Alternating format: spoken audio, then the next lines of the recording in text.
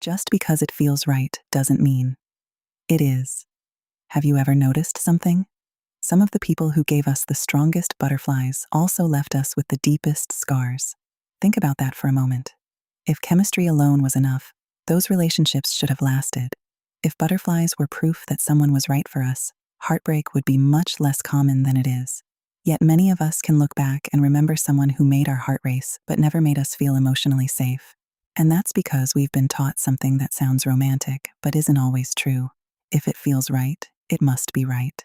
We've been told to trust the butterflies, to follow our hearts, to chase the spark. Now don't misunderstand me. Chemistry is a wonderful part of a relationship.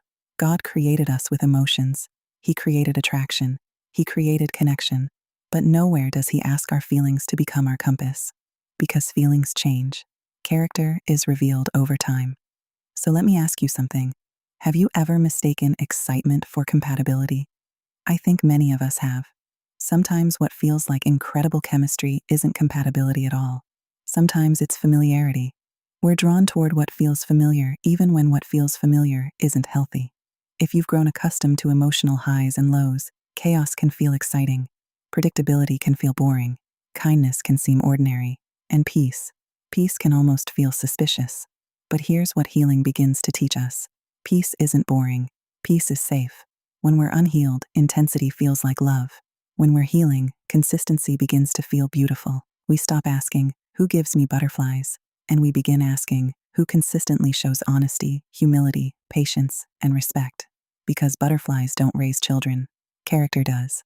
Chemistry doesn't build trust. Character does. Excitement doesn't sustain a marriage. Character does.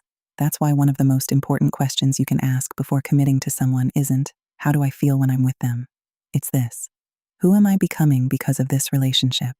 Are you becoming more patient, more secure, more honest, closer to God? Or are you becoming anxious, constantly second-guessing, always wondering where you stand? Because the right relationship shouldn't simply make your heart race. It should help your character grow. And this becomes even more important when children are part of the picture.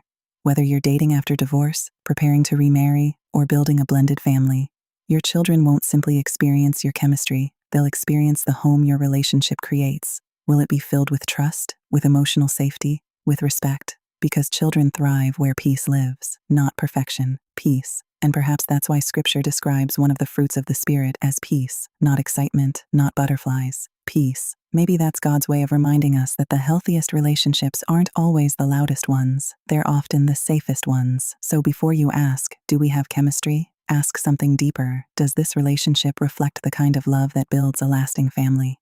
Because chemistry might open the door, but character is what keeps a family standing when life gets difficult. And families built on character don't just survive, they leave a legacy. Before you go, I'd love to hear your thoughts. Share them in the comments below. And if you're passionate about building intentional relationships, stronger families, and lasting legacies, follow this community for more conversations like this. Remember, blended doesn't mean broken, it means intentional.